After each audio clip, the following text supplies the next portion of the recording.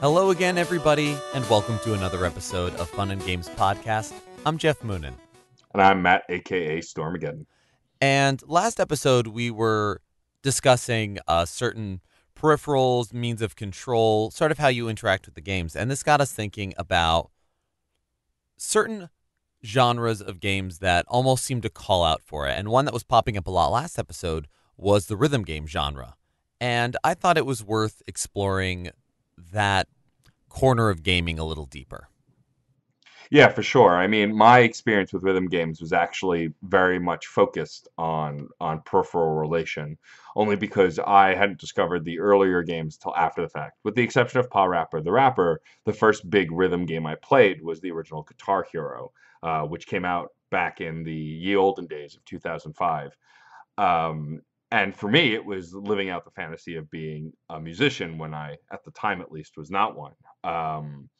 But these kinds of games have actually existed for much longer than that. As I mentioned very briefly, Pa Rapper the Rapper on the PlayStation, which was absolutely a rhythm game based on hip hop music. Yeah. It was sort of one of the first mainstream hits. There were games earlier than that that had rhythm components to them. In my own research, and I'm sure there's earlier, but the one I always go back to is a game called Otaki on the Famicom Disk System, Otokky. And it was sort of a side-scrolling shoot-'em-up game, except it was all music-focused. And power-ups were different instruments, and you could fire in 8 different directions, up, down, left, right, and diagonal. And each direction you fired in was a note. And it was quantized, so you could only fire on the beat. So you could just fire around randomly, and you'd get this weird, like, ding, ding, ding, ding, ding, ding, kind of thing going on. And so it was a bit of it was less reactive rhythm genre, which is something like Guitar Hero or Parappa, and more generative or procedural rhythm, which a number of other sort of games are as well. So, but I certainly think Parappa is the first sort of Simon Says reactive, make that happen kind of game. And I think for a lot of people, it was their first favorite or their first introduction to the genre, one way or the other. Yeah, I think for me, the interesting thing about Pa Rapper the Rapper is that the aesthetic of the game also intrigued me because, of course, as a kid, I loved cartoons, and the quirkier the cartoon show, the better. But I think Pa Rapper the Rapper, it's like 2D style in a 3D world where all the characters bend and twist. It just looked really cool. And I mean, going back and because they recently re-released Pa Rapper the Rapper, and so I went back to look at it and familiarize myself with it, and I realized the hip hop in it itself wasn't bad by any means, but it wasn't like the most mind blowing hip hop either that I ever heard. And it's interesting to kind of go back to it from a music nerd perspective, since I wouldn't be doing my due diligence if I didn't focus on the music of it. Here. And realize, oh, these songs are okay, but I actually know a lot of rappers who personally do a lot better work than this. So it makes it interesting because that game, the actual music, I think, and the hip hop was not the goal to be mind blowing. The goal was to build it based on the function that it would serve, the fact that it would allow you to play this rhythm game, and that was more important than the actual quality of the hip hop per se. Absolutely. And I think they also were trying to go for a certain catchy quality too. Hmm. I think a lot of people, if you look at the number of people who've played the entire game or own the game or know people who own the game versus the number of people who've played the demo of the first level with Chop Chop Master Onion, Right. there's going to be a wide gap in those numbers. I certainly remember playing that one level so much, hours, days, I don't know, so Yeah. much before I ever got a copy of the game. And I'm sure there's a bunch of people where if you go up to them and just go kick, punch, they're going to follow up with it's all in the mind.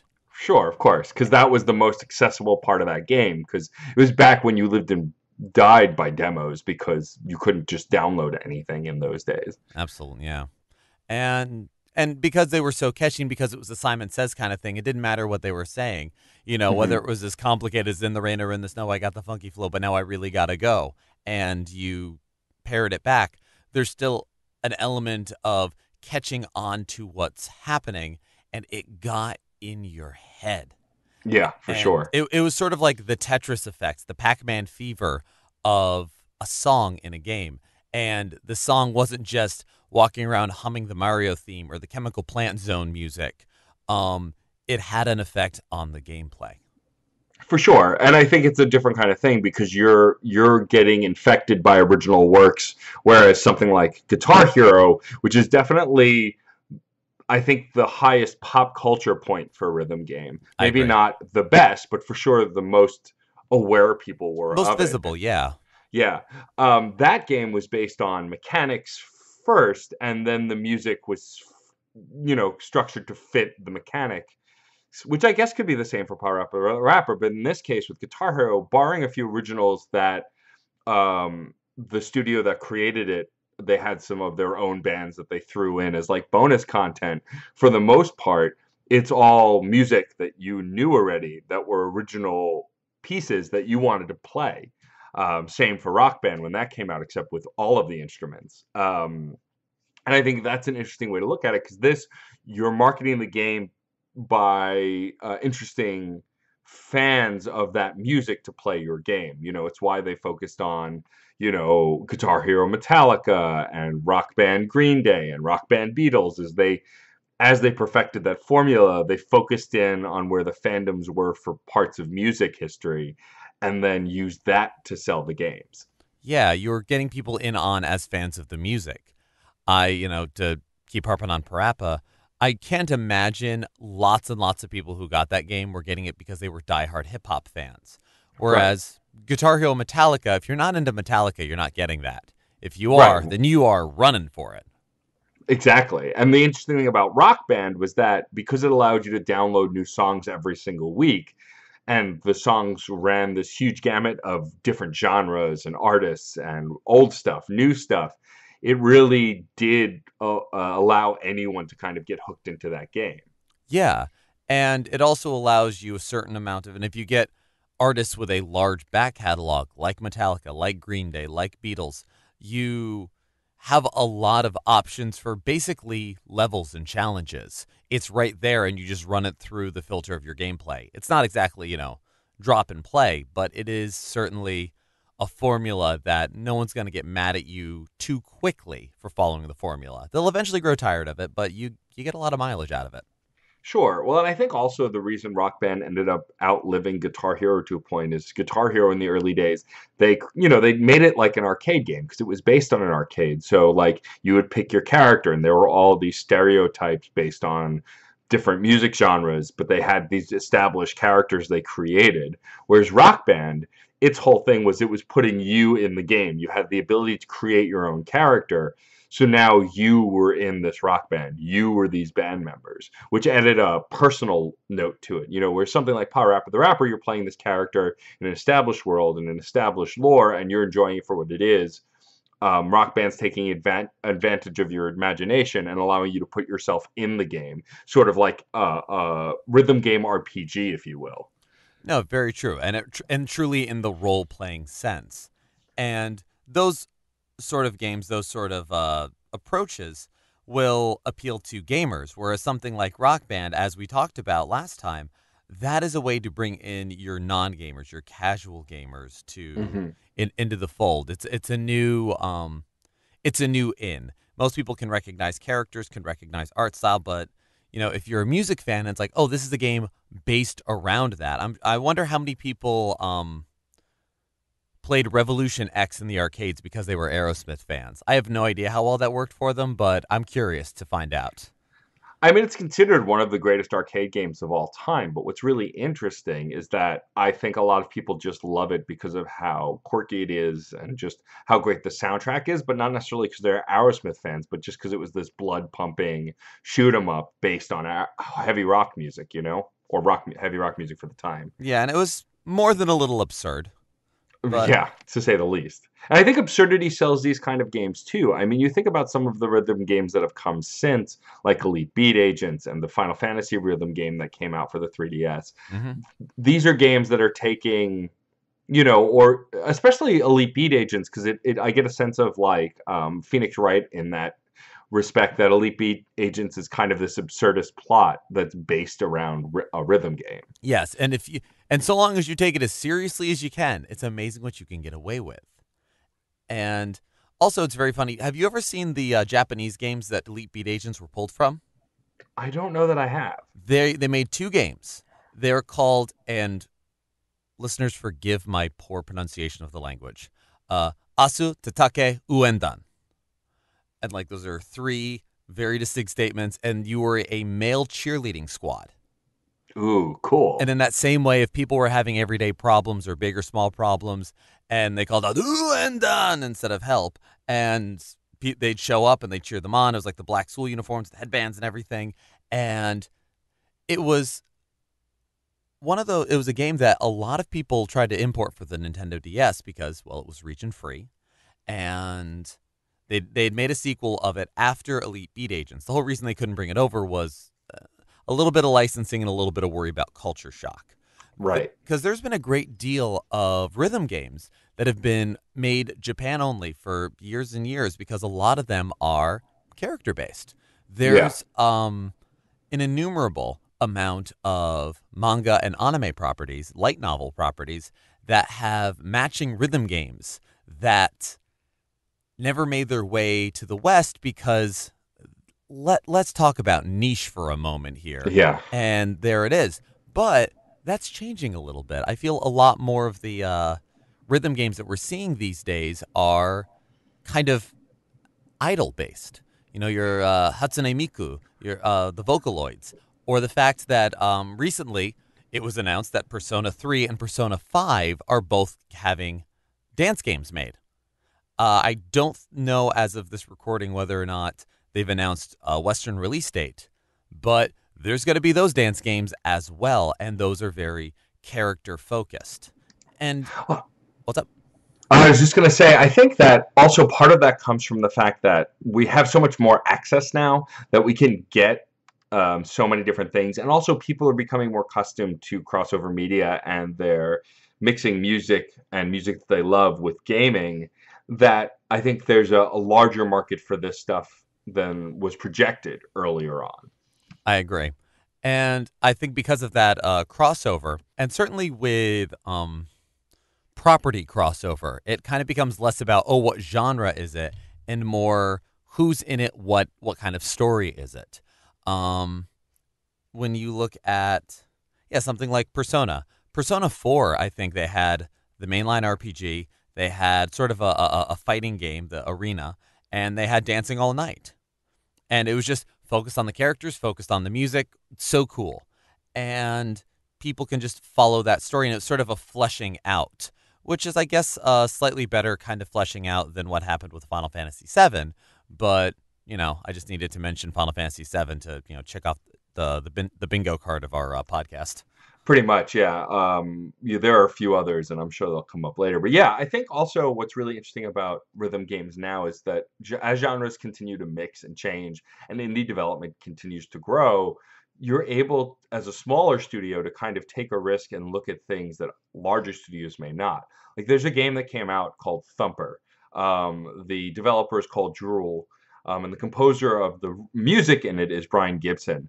I hadn't heard of this game at all until very recently, where one of my co-hosts on the Crash Chords podcast, shameless plug, Ah, Steve Nagel, brought it to my attention because he had played it with friends over a previous weekend before we got together. And this game is marketed as a rhythm game and a survival horror game, but it's called specifically a rhythm violence game.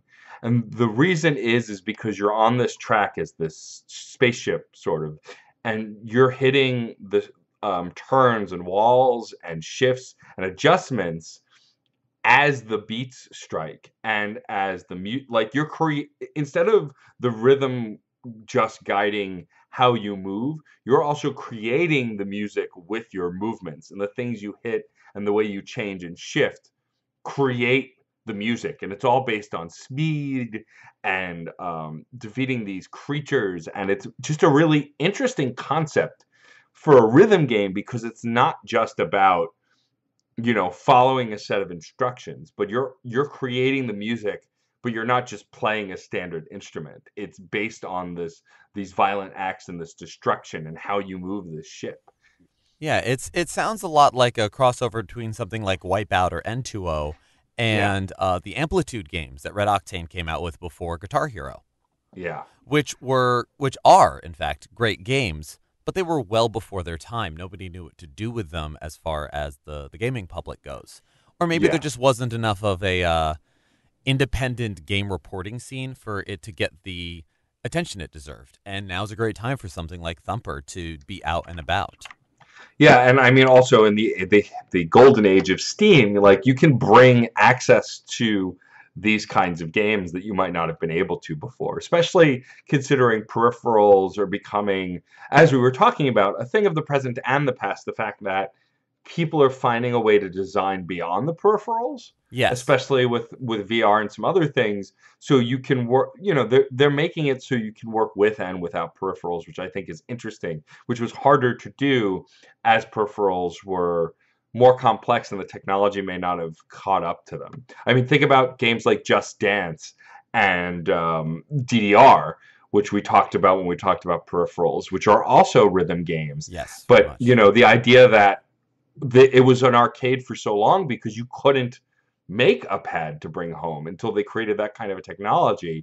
And now it's getting to a point where you don't even need those peripherals anymore because with things like the Kinect and the camera for the PS4, you can just create that kind of interface in meat space by using those cameras, and then it just tracks your movement. You can, in fact, just dance.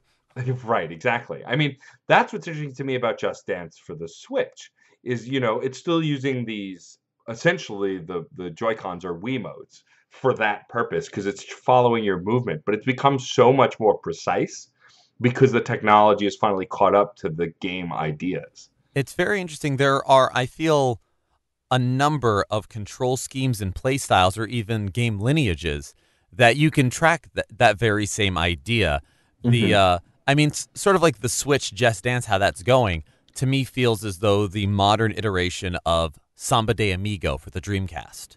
Yeah. The Maracas game where you needed a pad to roll out on the floor as a sensor bar, and you had two maracas, and you had to you could shake them in six different directions. You'd have to pose with them, and that then came out on the Wii because you already had the nunchucks, so you could Yeah. pretty much do that for the same thing. And now that the sensitivity is getting better, I mean, I think one of the unspoken or certainly found underlying statements in what we were talking about with peripherals last time is these sort of gaming experiences can be had, should be had, but sometimes those peripherals drag us outside of where we're ready. And Hmm. they are necessary steps because you sometimes need to run before you can walk. You need to run so that everybody crawling can see what's possible. But then it's so great to see a few generations later when everybody's running.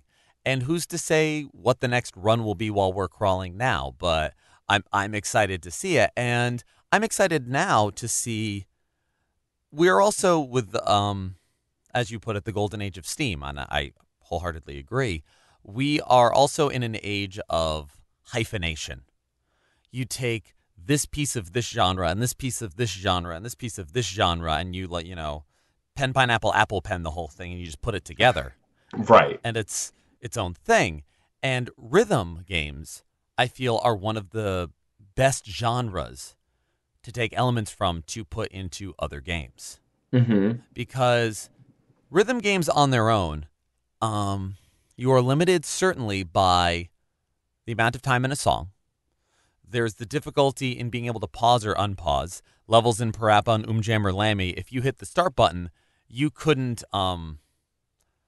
you couldn't pause and come back. You had to choose to, restart the level or go back to the title screen. But also, they carry with them the same sort of overcoming of challenges and getting better as you do in old platforming games or in current Dark Souls or in any of those sort of slog through Sisyphusian games, which I love. But being able to take those same ideas and carry the bold satisfaction one gets from matching the beat. I mean, consider how in other games, in games that have nothing to do with where you get no benefit from following the beat or the rhythm, people will still kind of dance around their character to it. You'll try to jump at certain points in percussion hits. Mario, as a series, really utilizes this. When it was pointed out to me in New Super Mario Brothers that the Goombas and the Koopa Troopers will actually dance along with the music on certain beats. They'll kind of either hop or turn to the screen, and being able to hit them on those beats or being able to accomplish things in certain points with the music, it creates a multi-sensory sense of satisfaction. It's audio, it's visual, it's kinesthetic, and being able to carry that same idea into other genres. It may not be one-to-one, and the difficulty is learning where to cut the one-to-one experience and get a better one.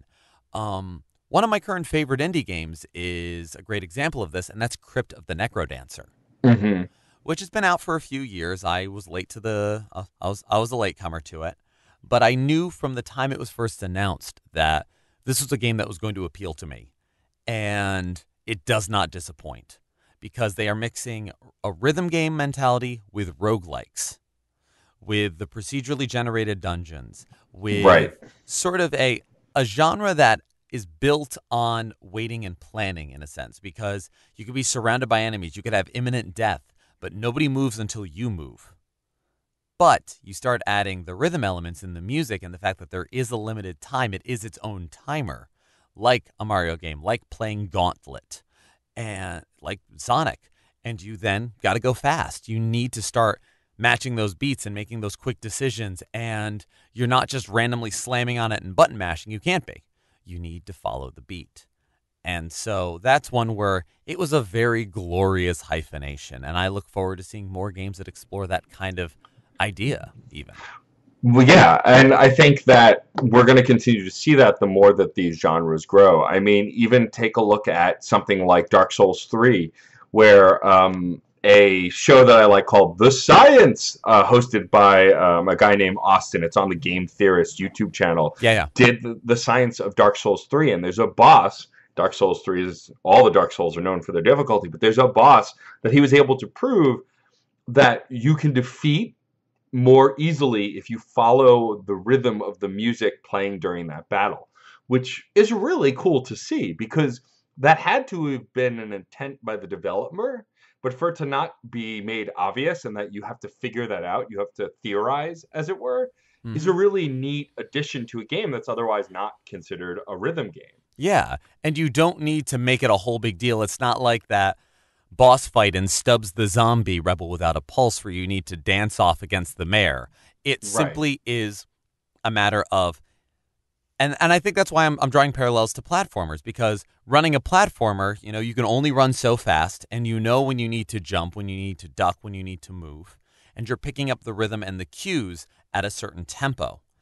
And that same idea can be brought into, yeah, absolutely a game like Dark Souls 3. That's a perfect game to have something where you don't make a big deal out of following the rhythm, go by audio cues, go by the sound of things. But those are absolutely components of so many challenges and so many different genres of games. That idea transcends a singular term. So to have it there, that's absolutely why, that's a great example of why I find the rhythm game genre to be sort of like the perfect sauce to put on another game, the perfect one to hyphenate to another one. It doesn't have to be just straight up.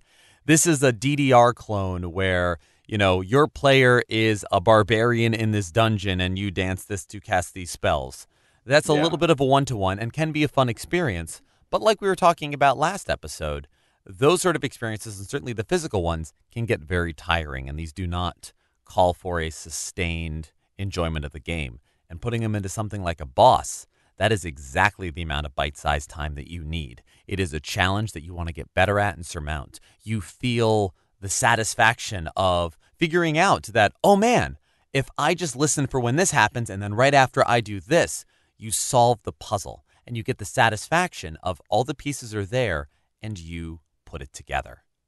And Yeah. yeah.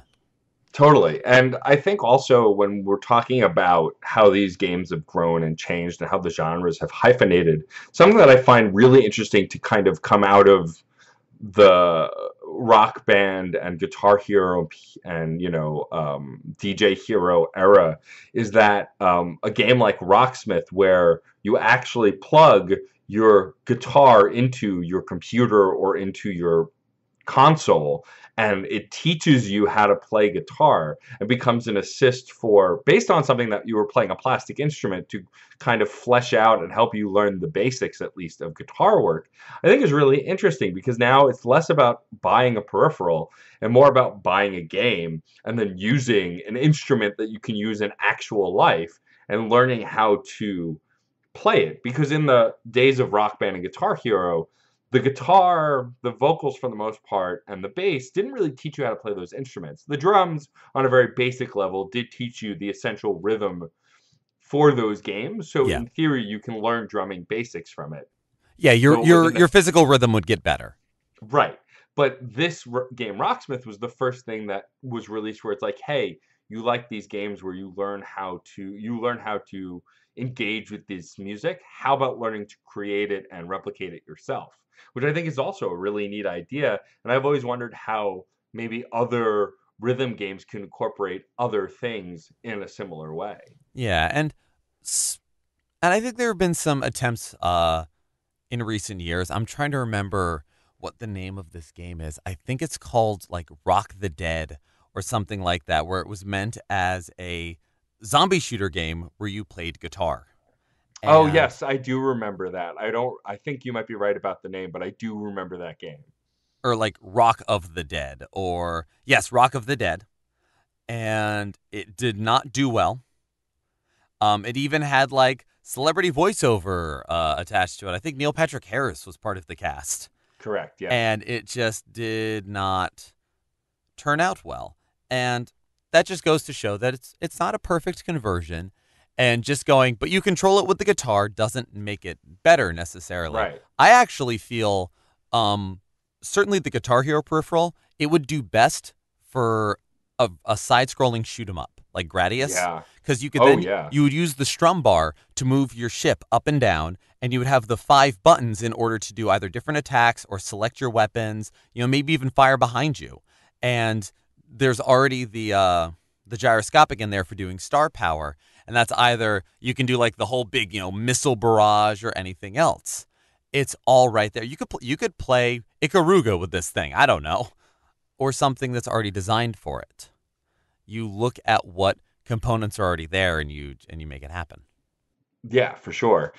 And I think that's why I would probably agree that this is a good hyphenated genre to use because you can kind of mix it in very different ways. But as we discussed also last week, it can have catastrophic results if you try to do it as well, like the bongo controllers and how they made two different Donkey Kong games. One that was just a rhythm game that was, you play the bongos to play these songs. And then another one where I believe it was Jungle Rumble, where you actually do a platforming game with the bongos, which in theory sounds great, like the stuff you were describing in the Mario games. Right. But in execution, with such a limited controller, proved to be more difficult than I think they expected. Yeah, more often than not, it seems the peripheral outside of rhythm games is far more limiting than rhythm outside of rhythm games. Correct. Yeah, I think that building a rhythm game and building a game like talking about Crypt of the Necrodancer, as you mentioned earlier, building a game where you do use rhythm, but you don't necessarily need a special controller for it, is going to be the future of a lot of this. I mean, think about the Tap Tap series on iPhones and Android. Oh, goodness, Is yes. It's a rhythm game that's pretty much inspired by your rock bands and your guitar heroes because it's the same kind of scrolling screen, but it's not requiring you to buy extra accessories to do it. You literally just use the mechanics of a device you and everybody else has. And I think in the long run for rhythm games as a whole, things like that are going to be the future, whether it's working it into the tech that exists or integrating it into tech that's coming out but doesn't require you to spend extra money or extra time in order to just play the game. Yeah, and it's also the right kind of gameplay to give to sort of layman gamers and to also allow for more difficult design earlier in a game. Because if you know that it's based on rhythm or it's based on these beats or that, it's remarkable what sort of challenges you can throw because people now they're not just looking for where pitfalls are or looking for where the slope changes, they're listening for it too. And you can even put in different motions, different tones, different locations if you codify it early enough. A rhythm game that I think they're still doing stuff for it, I haven't played it in a little while, was Groove Coaster that Hmm. Taito made, which allowed them to utilize all kinds of branding from within their company, and power to them because it sucked me in. And depending upon what images or tones were going on, you would know whether you were swiping, tapping, spinning, holding, and they even had hidden drum points where even if you were playing easy, hard, whatever difficulty, if you tapped it or did things in between beats but still within the rhythm, like, while they're giving you quarter notes, you start tapping 16th notes or something, there's hidden spots where they give you bonus points. So it allows people who are rhythmically minded, or those people who would, tap the A button along with the music in a cutscene or whatever else, to gain an even greater sense of accomplishment and satisfaction from both achieving those bonuses and finding them as well. Yeah, for sure. And I think also, and you can check this box off your bingo card as well. I'm going to praise the Switch again because we Woo! do that every episode. Yep. I think that the fact that the reason Just Dance can continue to thrive is because Nintendo has finally accepted that making just motion control or just one kind of control style isn't enough. But integrating motion control into a standard controller setup does seem to work. And the fact that you can use the same Joy-Cons for Just Dance that you want to use for any other game, but for other games you can turn off the motion control if you don't want to use it, makes it more, you can customize it better and use control based on the game you want. And it also allows you to put the control in the hands of the gamer to decide how they want to play. Whereas with a game like Just Dance, you probably need to use the Joy-Cons like Wiimotes, but in all other games you may not. And it also would make something like Crypt of the Necrodancer really interesting on the Switch, because maybe you could use swiping controls for that game on the Switch, but also use the buttons and not use the motion controls if you choose otherwise. Agreed. I know I'm very excited to see where they go with it. Although it's interesting, speaking of creating your own experience, there's also another aspect of rhythm games, looking at them purely as the genre, that we haven't really talked about. And that is the fact, and I wish I had a great, term for this, and I guess it's generative. Games where you provide the levels. Mm-hmm. Um, I'm thinking of back in the PS1 days, Vib Ribbon, one of the more well-known import games, which is actually available in American PlayStation Network nowadays, or something like on Steam, Beat Hazard Ultra, which is a game that I've put a lot of hours into. And Mm-hmm. these are those games that have a fairly simple concept or conceit, and they're based off of the rhythm of whatever song is playing, and you provide those songs. Vib Ribbon Oh, on the yes. PS1, it was such a small, simple game, black and white vector graphics. It came preloaded with a couple of songs, and you could open up the PS1, game stop spinning, put in whatever CD you want, and you can now play that album as if they were levels, and you still have that like kind of haptic, diegetic feedback of going along to the music. The idea of, when Link swipes his sword and makes all kinds of cool sounds and things in reverse, and you're getting that, whereas sorry, I went off on a second on Legend of Zelda there. They do a great job of, I mean, and they've done this for game after game after game ever since they could put it in there. It's one where you're not matching the rhythm, but you're making different sounds and tones that they make sure are consonant and sonorous with the soundtrack. So you are getting that same sort of satisfaction of creating a multi-sensory experience without having to be listening for it. You just get to enjoy it. It's a passive thing. Whereas something Right. like Bib Ribbon is a very active idea. Beat Hazard Ultra being a PC game, I believe it's on consoles, and I know it's certainly on iOS. You work off of your music library there. And what's fun with those is you then get to create your own stories if you really want to. Mm-hmm. You could have 7-second levels that are weird vocal tracks, or those sort of bands that just do a huge wall of noise for 7 seconds. Agoraphobic Nosebleed being one that I can think of. Um, One I can think of that has a name I can say in a PG-13 podcast.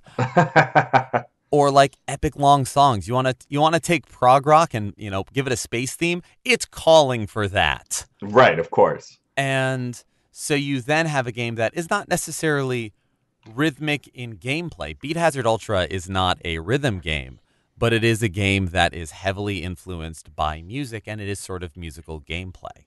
So Yeah. that's kind of on another end of this big. How many sides is the polygon? I don't know. Is it a pentagram? at whatever it this is. point, I believe. Yeah, it's over on that end. Well, yeah, sure. And I think also it was inevitable, talking about rhythm games, rhythm is important to music and musicianship, that it was only a matter of time before it grew beyond, hey, play this music.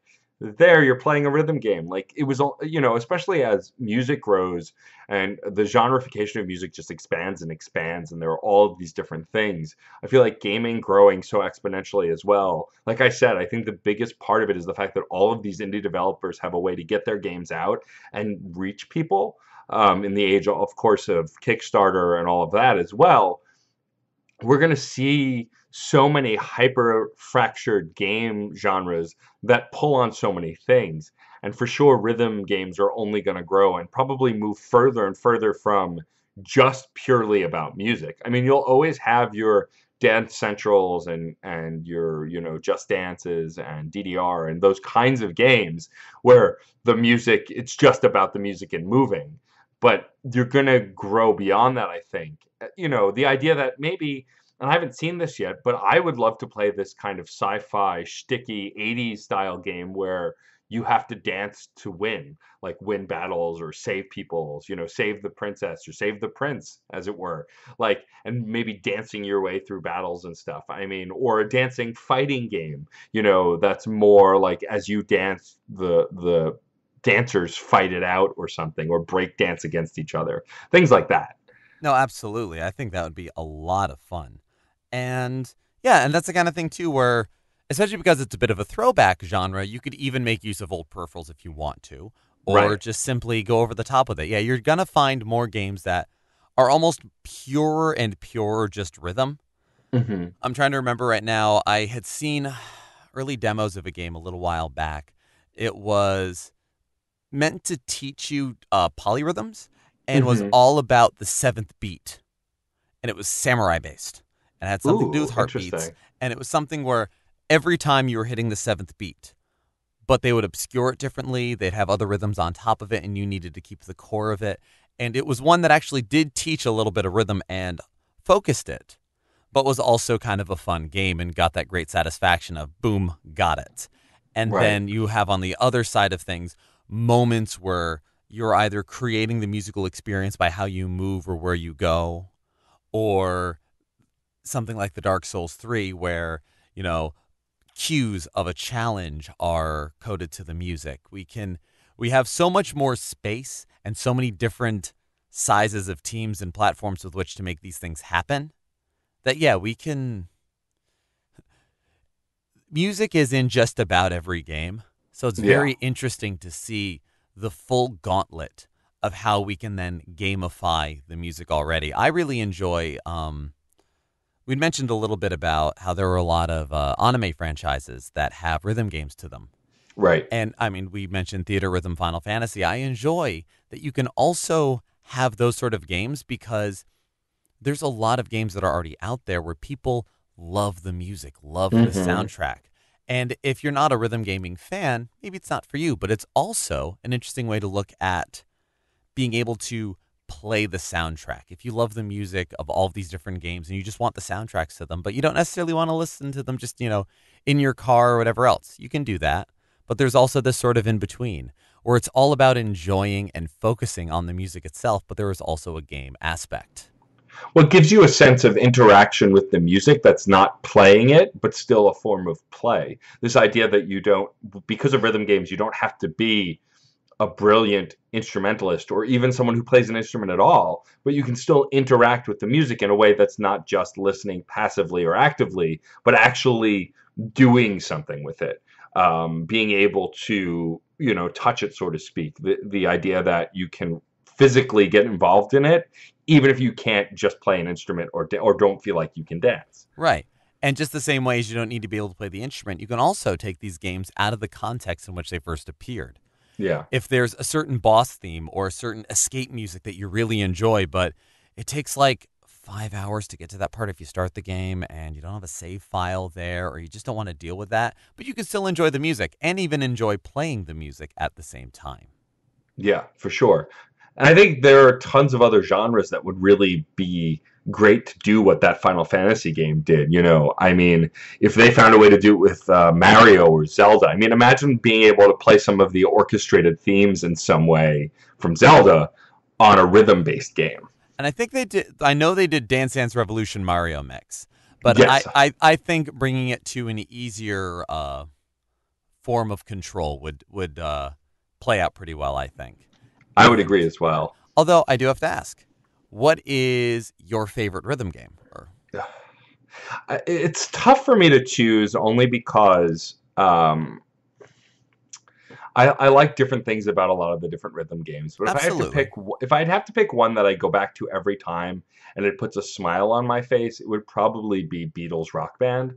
Only because it's the perfect marriage of a peripheral based video game and a music game, because you can argue if you want, but I can't find anybody I've ever met who doesn't like the Beatles, at least at some point in their pantheon. So it's yeah. always provided me, and for me as someone who grew up listening to the Beatles and loving all of their music and continue to find things in their music that I may have not noticed before or Mhm. rediscover songs that I may have missed, that game really created an environment where you felt like you were just enjoying the Beatles. And what was really interesting about it also is because they created these computer animated versions of the Beatles, and whenever you would play certain songs from certain eras, it would put them in those places, whether it was in the studio or at Shea Stadium or wherever it is. Um, if you weren't playing the game, you got to watch a Beatles concert, essentially. If people set up to do a 5 or 10 song set and you weren't part of the group who was playing and rotating in, you essentially just watched a Beatles concert, which was really cool. It's a bit documentary, a little bit. A little bit, yeah. Nice.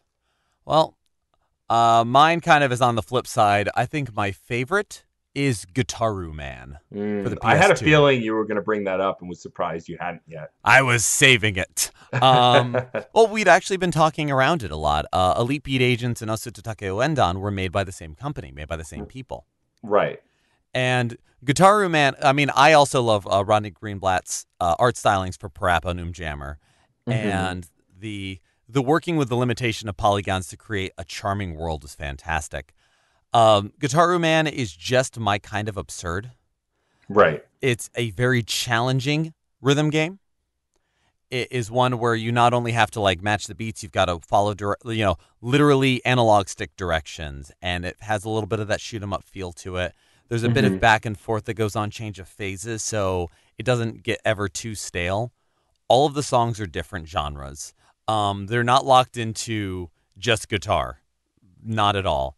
And did I mention it's a bizarre game? Yes. Because you're like, okay, this is silly, this is weird. Wait, the dog secretly wrote. How did he not know he was an alien? How's that? Is that a guy in a bee costume fighting me with a trumpet in a swamp? Why are we here? Why was he waiting for me? That's the third level. Mojo Mojo King Bee. I love that level, and it's catchy songs. It's not like vocally catchy, but it's one where the soundtrack has been on my iPod ever since I got my hands on it, Sure. and that's one that I definitely go back to, and it's one that I've never even come close to mastering. I've definitely beaten the regular game many times. I've never gotten like super high scores. There's a master's mode where you are replaying them at a much higher difficulty.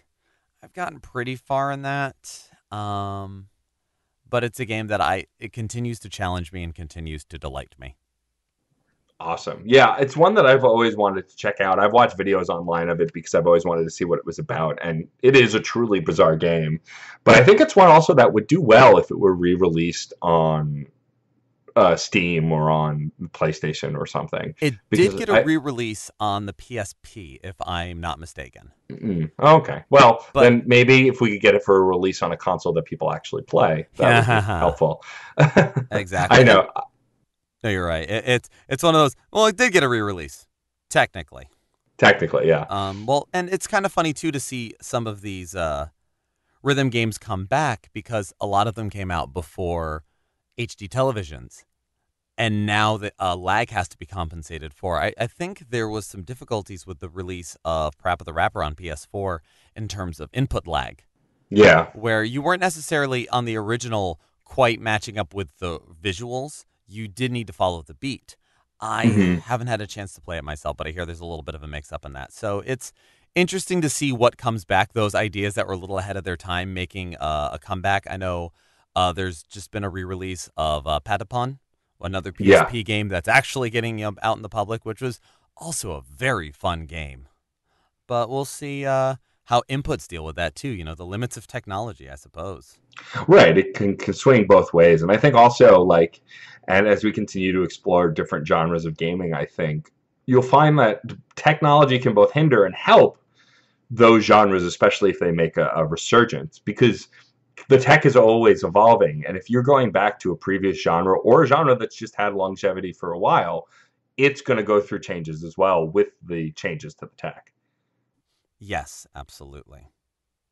It's it's definitely a genre that I feel has had the least linear progression Hmm. because it's not just exploring a genre; it's exploring an entirely different sense while playing.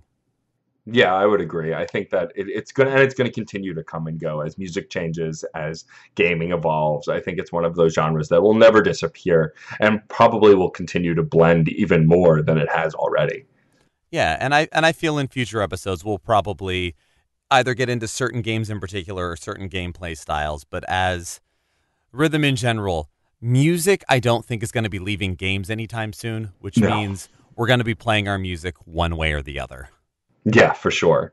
Um, Thank you all for joining us as always. Before we sign off, since we do actually have some interactive listeners of the podcast, what are some of your favorite rhythm games? I like when you guys share your gaming stories on the Facebook, the Twitter, wherever else that you find us. So please hit us with your favorite rhythm games and why. What about them makes them your favorite? Is it just simply being able to play the music, or is it more like Jeff's experience with Guitar Woman? Absolutely. Please let us know. We love hearing from you.